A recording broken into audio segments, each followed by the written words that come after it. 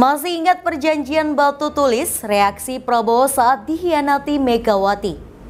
Tanda-tanda alam pasangan Prabowo Gibran menang, awan membentuk angka 2. Viral, video Bambang Pacul ingatkan jangan serang dan lawan Jokowi, rugi kau.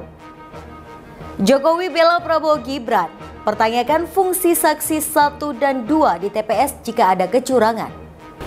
Halo sahabat pojok. Minggu ini kita akan menyajikan berita-berita terupdate, aktual, dan berbagai informasi menarik lainnya selama sepekan.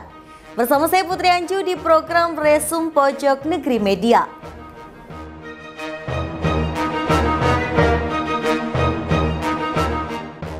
Kita awali berita minggu ini dengan membahas kisah pengkhianatan yang diterima Prabowo Subianto dari tahun 2014 pemilu sampai 2024. Termasuk perjanjian batu tulis antara Ketua Umum PDI Perjuangan Megawati Soekarnoputri dan Ketua Umum Partai Gerindra Prabowo Subianto. Berikut kisah dan reaksi Prabowo Subianto saat dikhianati oleh teman politik.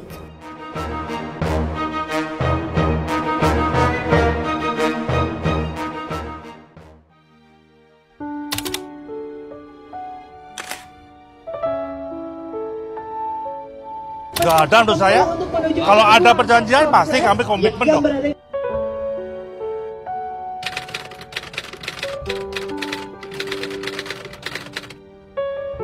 Ada beberapa tawaran capres ke Anda, Mas Anies. Betul.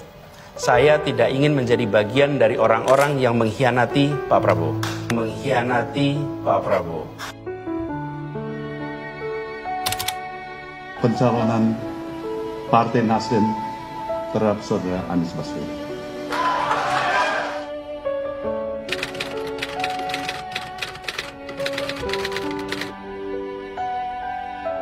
Saya terikat dan bersama Pak Prabowo di koalisi Pak Prabowo.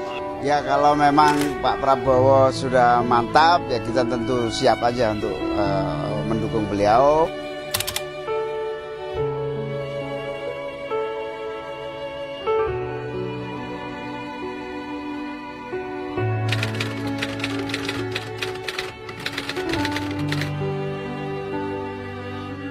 Boleh Prabowo dibohongi, boleh Prabowo dikhianati. Yang penting asal jangan Prabowo bohong dan Prabowo berkhianat. 1, 2 cempaka biru, 3, 4 dalam jabanan. Kalau ada yang dapat teman baru, teman lama dilupa jangan.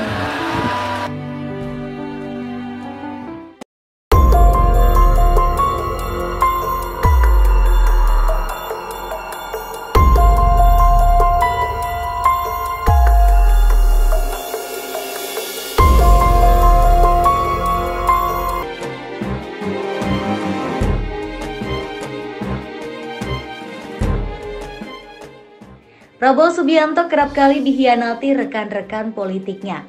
2014 lalu, Prabowo dikhianati PDIP yang berjanji mengusungnya di Pilpres 2014. Kala itu PDIP malah mengusung Jokowi, sosok yang turut diantarkan Prabowo Subianto menjadi gubernur DKI. Kemudian di masa kini, Anies Baswedan yang juga sempat berjanji tak akan menyaingi Prabowo Subianto di Pilpres justru berbalik menjadi lawan. Ingat lagi perjanjian batu tulis antara Prabowo dan Megawati.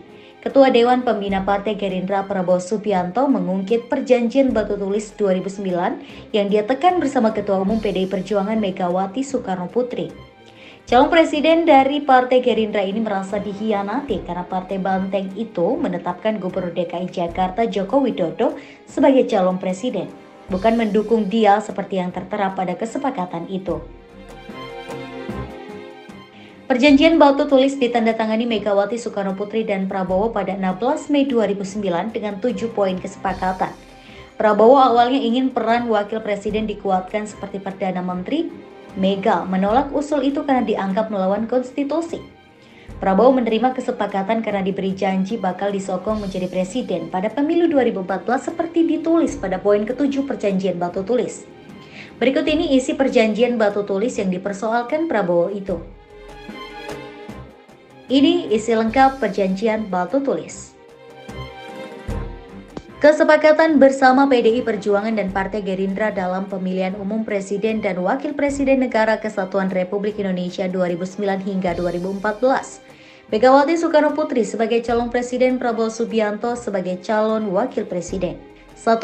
Partai Demokrasi Indonesia Perjuangan atau PDI Perjuangan dan Partai Gerakan Indonesia Raya atau Partai Gerindra sepakat mencalonkan Megawati Soekarno Putri sebagai calon presiden dan Prabowo Subianto sebagai calon wakil presiden dalam pemilihan umum presiden dan wakil presiden 2009. 2. Prabowo Subianto sebagai wakil presiden jika terpilih mendapat penugasan untuk mengendalikan program dan kebijakan kebangkitan ekonomi Indonesia yang berdasarkan asas berdiri di kaki sendiri, berdaulat di bidang politik dan kepribadian nasional di bidang kebudayaan dalam kerangka sistem presidensial. Esensi kesepakatan ini akan disampaikan oleh Megawati Soekarno Putri pada saat pengumuman pencalonan calon presiden dan calon wakil presiden, serta akan dituangkan lebih lanjut dalam program hukum yang sesuai dengan perundang-undangan yang berlaku. 3. Megawati Soekarno Putri dan Prabowo Subianto bersama-sama membentuk kabinet. Berkaitan dengan penugasan pada butir 2 di atas, Prabowo Subianto menentukan nama-nama menteri yang terkait. Menteri-menteri tersebut adalah Menteri Kehutanan, Menteri Pertanian, Menteri Keuangan, Menteri BUMN, Menteri ISDM, Menteri Kelautan dan Perikanan, Menteri Perindustrian, Menteri Tenaga Kerja dan Transmigrasi, Menteri Hukum dan HAM, dan Menteri Pertahanan.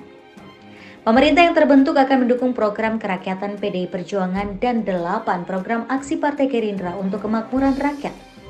Pendanaan pemenangan pemilu presiden dan wakil presiden 2009 ditanggung secara bersama-sama dengan persentase 50% dari pihak Megawati Soekarno Putri dan 50% dari pihak Prabowo Subianto. 6. Tim sukses pemenangan pemilu presiden dan wakil presiden 2009 dibentuk bersama-sama melibatkan kader-kader PDI Perjuangan dan Partai Gerindra serta unsur-unsur masyarakat. 7. Megawati Soekarno Putri mendukung pencalonan Prabowo Subianto sebagai calon presiden pada pemilu presiden tahun 2014. Jakarta, 16 Mei 2009. Prabowo merasa dikhianati.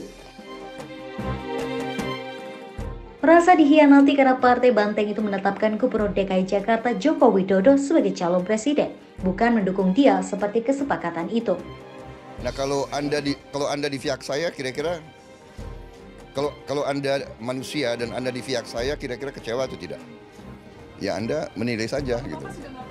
Saya sudah minta, ya cukup lama lah, beberapa bulan gitu. Saya tidak mengerti apa salah saya, karena saya selalu menghormati beliau. Dan saya tidak merasa berbuat apa-apa. Saya menjaga karena saya ingin kebaikan untuk negara dan bangsa kita, ya jadi itu.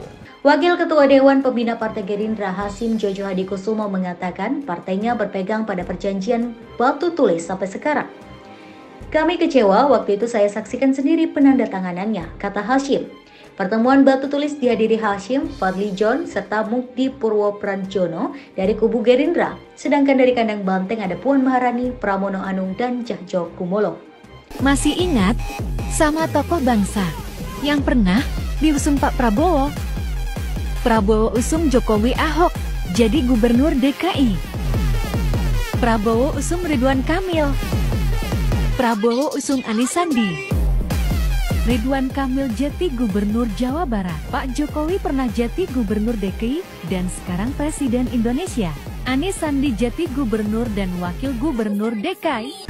Bukan hanya dukungan dari masyarakat Indonesia, pasangan Prabowo Subianto dan Gibran Rakabuming Raka meraih suara terbanyak di pemilu 2024.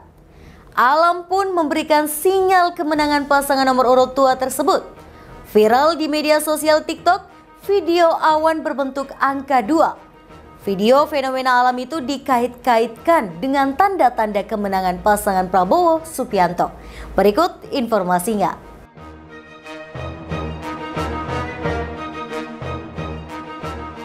Ramalan Gus Dur, Prabowo jadi presiden Indonesia. Masih ingat Dani? Cekidot gengs. Saya ingat betul omongan Gus Dur.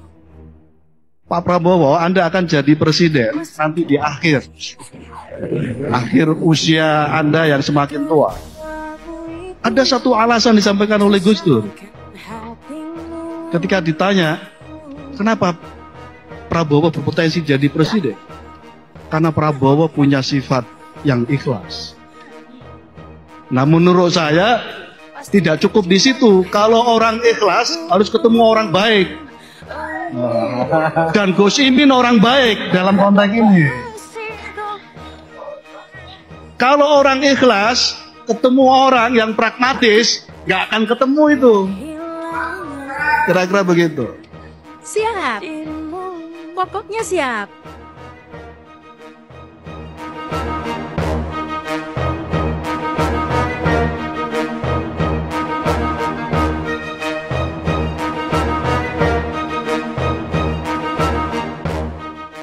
Viral di media sosial TikTok video awan membentuk angka 2. Dalam narasi di video disebutkan fenomena alam ini terjadi saat berakhirnya masa kampanye Pilpres 2024 atau menjelang masa pemungutan suara.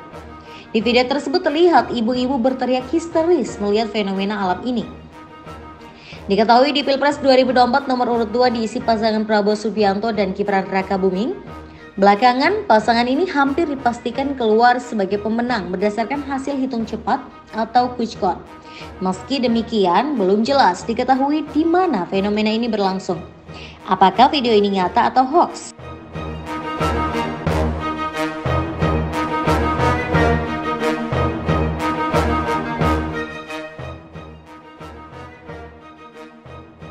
Musim kampanye Pilpres telah selesai, tapi baru ini telah viral setelah selesainya kampanye.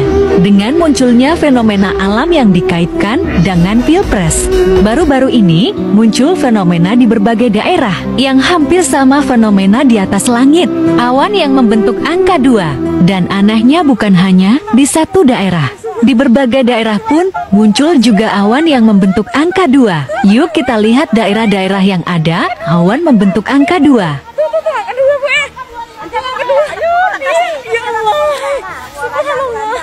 Ya Allah, subhanallah. Angka 2 di langit tuh muncul. Ya Allah, subhanallah. Ya Allah, alhamdulillah, subhanallah. Ya Allah, alhamdulillah. Ya Allah, menerang. Allahu Akbar. Ya Allah, subhanallah. Allahu Akbar. Allahu Akbar. Allahu Akbar. Allahu Akbar. Allahu Akbar. Allahu Akbar.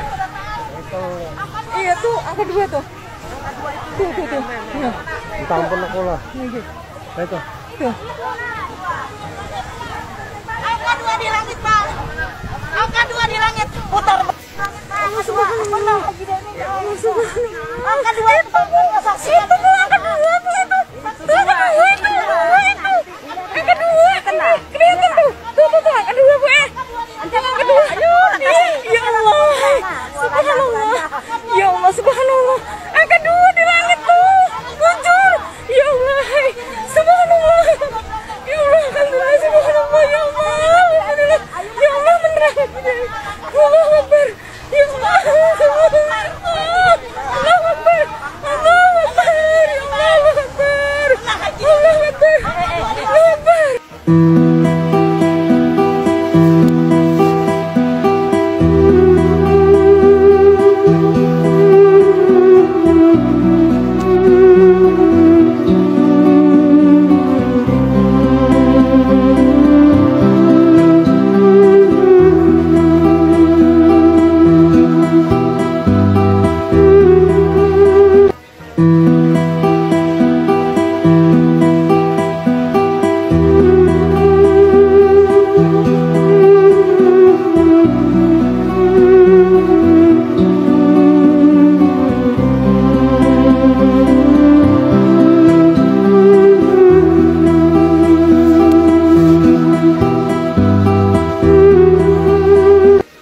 Jelang pencoblosan Wan Sahan sebut nama Prabowo.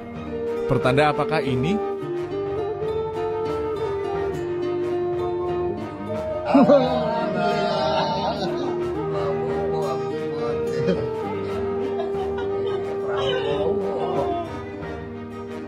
Pak Prabowo dengerin nih, kalau Allah yang ngomong, sehat.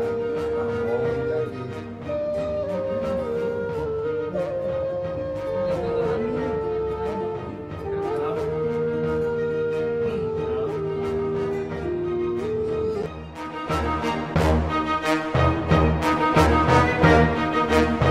Video peringatan dari Ketua DPD Partai PDI Perjuangan Jawa Tengah Bambang Wuryanto alias Bambang Pacul viral di media sosial yang menyebut, "Jangan serang Jokowi, faktanya dia presiden dicintai rakyat, mati loh." Viral di media sosial. Bahkan dirinya menyebut jangan pernah mau melawan Jokowi yang dianggap sebagai orang baik, menurutnya akan rugi kalau menyerang Jokowi. Pernyataan Bambang Pacul pun terbukti di mana pasangan Prabowo Subianto dan Gibran Rakabuming Raka yang merupakan anak sulung Presiden Joko Widodo menang di Pilpres 2024 berdasarkan hasil hitung cepat sebagian lembaga survei. Berikut informasi selengkapnya.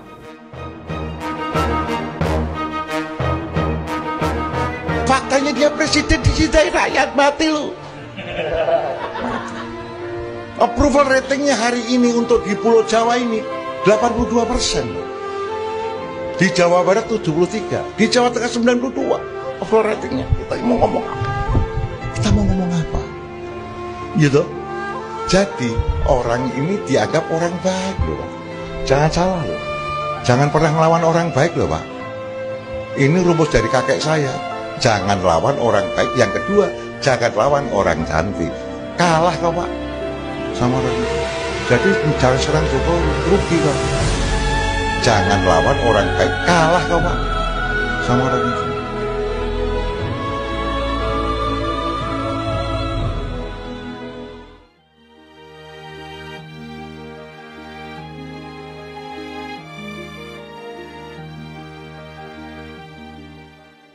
Pasangan Prabowo Subianto dan Gibran Rakabuming berhasil memenangkan Pilpres 2024 berdasarkan hasil hitung cepat berbagai lembaga survei. Banyak kalangan menilai kemenangan Prabowo Gibran tak lepas dari andil Presiden Jokowi. Sementara banyak kalangan juga menilai ambruknya suara Ganjar Pranowo dan Mahfud MD tak lepas dari andil pecahnya hubungan PDIP dan Jokowi. Soal ini, video peringatan dari Ketua DPD PDIP Jawa Tengah Bambang Wuryanto alias Bambang Pacul viral di media sosial. Bambang Pacul merupakan Ketua Tim Pemenangan Daerah atau TPD Ganjar Mahfud untuk Provinsi Jawa Tengah atau Jateng. Jauh sebelum hari pencoblosan, Bambang Pacul sempat menyatakan bahwa pertarungan Pilpres 2024 ini berat karena pihaknya harus berhadapan dengan Jokowi yang disinyalir berada di belakang paslon Prabowo Gibran. Tapi faktanya dia presiden dicintai rakyat, mati lu. Dalam video itu, Bambang Pacul menyatakan bahwa kepercayaan publik terhadap Jokowi berada di peringkat tertinggi hasil survei. Ia menyebut Jokowi dianggap sebagai orang baik. Approval ratingnya hari ini untuk di Pulau Jawa ini 82%, Pak. Di Jawa Barat 73, di Jawa Tengah 92 approval ratingnya. Kita mau ngomong apa? Ketua Komisi 3 DPR RI itu mengingatkan jangan pernah melawan Jokowi yang dianggap sebagai orang baik. Menurutnya akan rugi kalau menyerang Jokowi. Gitu. Jadi orang ini dianggap orang baik loh, Pak. Jangan salah loh. Jangan pernah ngelawan orang baik loh, Pak. Ini rumus dari kakek saya. Jangan lawan orang baik. Yang kedua, jangan lawan orang cantik. Kalah kau, Pak, sama orang itu. Jadi jangan serang Jokowi, rugi kau. Adapun akun @slowmas dalam akun media sosial X turut mengunggah video pernyataan Bambang Pacul itu. Akun dengan nama Sam Wallace itu juga menyatakan sudah diingatkan oleh Bambang Pacul jangan melawan Jokowi. Iya, jadi saya melihat kok ini semacam mulai ada pemisahan antara Mas Ganjar dengan PDI Perjuangan. Ini PDI-nya menjauh atau Mas Ganjar yang menjauh? Kalau dulu kan sempat indikasinya Mas Ganjar yang menjauh. Saya melihat kayaknya PDI-nya yang menjauh, minimal sebagian dari kalangan PDI Perjuangan ya. Sebelum ini ada perubahan taktik, strategi kalau dari semula mengkritik versi habis ekstrimnya Pak lagi. Jokowi. Ini versi ekstrimnya lagi. Mungkin ini adalah next levelnya. Kembali mendukung Jokowi. Iya. Jadi kan lagi. begini, PDI Perjuangan ini kan targetnya kalau kita lihat setahun yang lalu, agendanya adalah hat-trick Pilpres dan hat-trick Pileg. Iya. Nah, hat-trick Pilpres pada hari ini makin berat kan? Makin berat gitu. Tren suara Prabowo makin naik, Ganjar makin turun. Yang kalau ini terus, maka yang nomor 2-nya adalah Anies dengan Muhaimin. Kalau surveinya CSIS nomor 2 siapa? Oh ya, sini sudah Anies Muhaimin ya. Ini 2619 berarti sudah Udah di luar margin of error nih berarti nih, udah di luar margin of error kalau di CSIS ini. Gitu. Nah, saya menduga nih jangan-jangan ini PDI Perjuangan ini melihat Ganjar ini nggak lagi sebagai aset tapi sebagai liability. Kalau kita lihat tren-tren survei dari teman-teman, ini kan chartnya PDI Perjuangan tuh makin turun.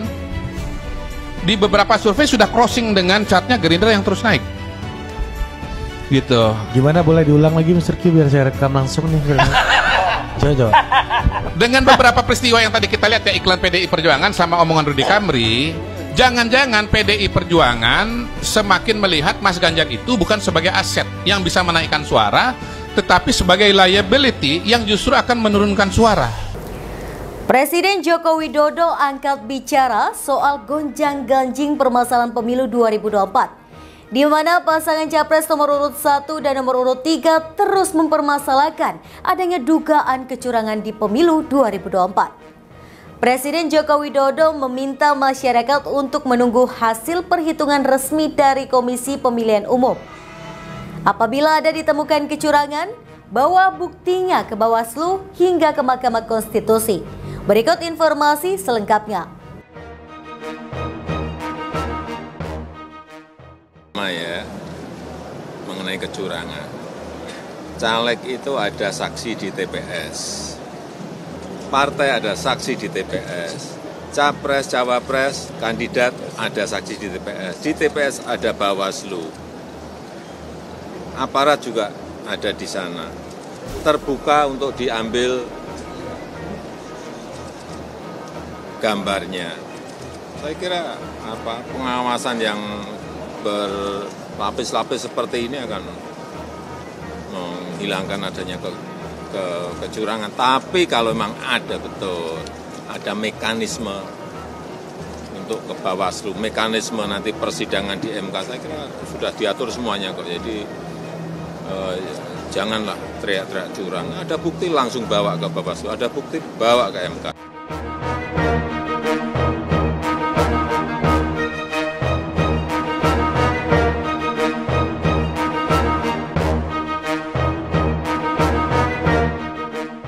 Presiden Joko Widodo meminta semua pihak untuk bersabar dalam menyikapi hasil perhitungan cepat atau quick-count pemilihan umum 2024. Presiden juga meminta masyarakat untuk menunggu hasil perhitungan resmi dari Komisi Pemilihan Umum. Seperti diketahui, Indonesia telah menggelar pemilu 2024 pada Rabu 14 Februari 2024. Pesta demokrasi tersebut digelar untuk memilih calon presiden dan calon wakil presiden, calon anggota legislatif hingga calon anggota Dewan Perwakilan Daerah atau DPD RI. Hasil hitung cepat sementara, sejumlah lembaga menunjukkan pasangan capres-cawapres nomor urut 2, Prabowo Subianto dan Gibran Rakabuming Raka unggul atas pasangan nomor urut 1, Anies Baswedan dan Muhaimin Iskandar, maupun pasangan nomor urut 3, Ganjar Pranowo dan Mahfud MD. Sementara itu, terkait dengan adanya laporan dugaan kecurangan, Presiden Jokowi menilai bahwa mekanisme pengawasan telah ada dan berlapis. Menurutnya, di setiap tempat pemungutan suara atau TPS telah ada saksi dan perwakilan Badan Pengawas Pemilu atau Bawaslu, serta aparat yang bertugas. Ya, mengenai kecurangan, caleg itu ada saksi di TPS. Partai ada saksi di TPS, capres, cawapres, kandidat ada saksi di TPS. Di TPS ada Bawaslu, aparat juga ada di sana, terbuka untuk diambil gambarnya. Saya kira pengawasan yang berlapis-lapis seperti ini akan menghilangkan adanya kecurangan. Tapi kalau memang ada betul, ada mekanisme untuk ke Bawaslu, mekanisme nanti persidangan di MK, saya kira sudah diatur semuanya kok. Jadi janganlah teriak-teriak curang. Ada bukti langsung bawa ke Bawaslu, ada bukti bawa ke MK. Jokowi menyebut bahwa jika ditemukan kecurangan dalam pemilu, maka semua pihak bisa membawa buktinya ke Bawaslu hingga ke Mahkamah Konstitusi nantinya. Di sisi lain, Timnas Amin dan TPN Ganjar Mahfud berpeluang berkolaborasi untuk membongkar kecurangan di pemilu 2024. Ketua Tim Hukum Nasional Amin Ari Yusuf Amir mengatakan Timnas Amin membuka diri dengan pihak manapun, termasuk kubu Ganjar Mahfud untuk membuktikan kecurangan pemilu 2024. Diakuinya beberapa kali telah menjalin komunikasi dengan kubu Ganjar Mahfud membahas soal kerjasama ini. Disinggung soal kemungkinan Timnas Amin bergabung dengan TPN Ganjar Mahfud untuk mengajukan gugatan ke Mahkamah Konstitusi pasca temuan kecurangan pemilu, Ari tak menampik.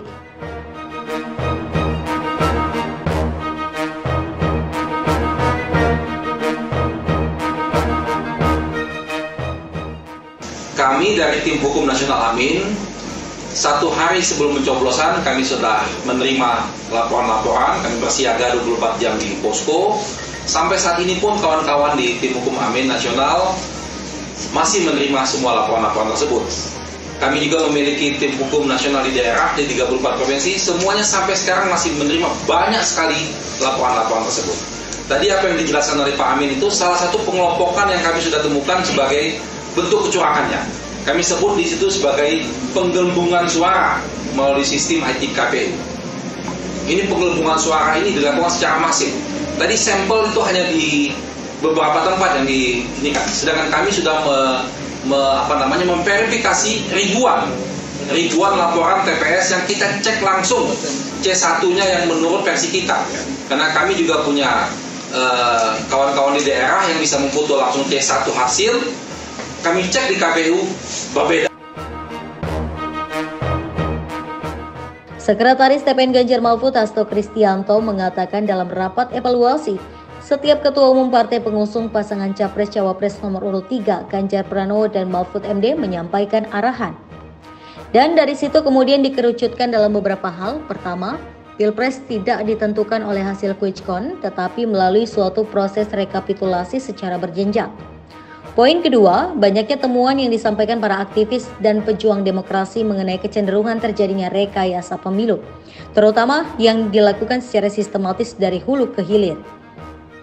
Dan yang ketiga, dilakukan kajian-kajian terhadap beberapa pasal-pasal di dalam Undang-Undang Pemilu tentang keterlibatan dari pejabat negara yang menurut Undang-Undang Pemilu itu bertentangan.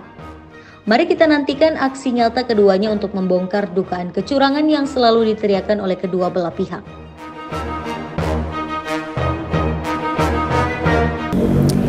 Itu tadi berita terhangat selama sepekan ini. Nantikan berita lainnya di web kami di pojoknegeri.com dan di channel YouTube kami Pojok Negeri Media. Jangan lupa untuk komen, like, dan subscribe channel kami. Kami undur diri, sampai jumpa di Resum pekan depan.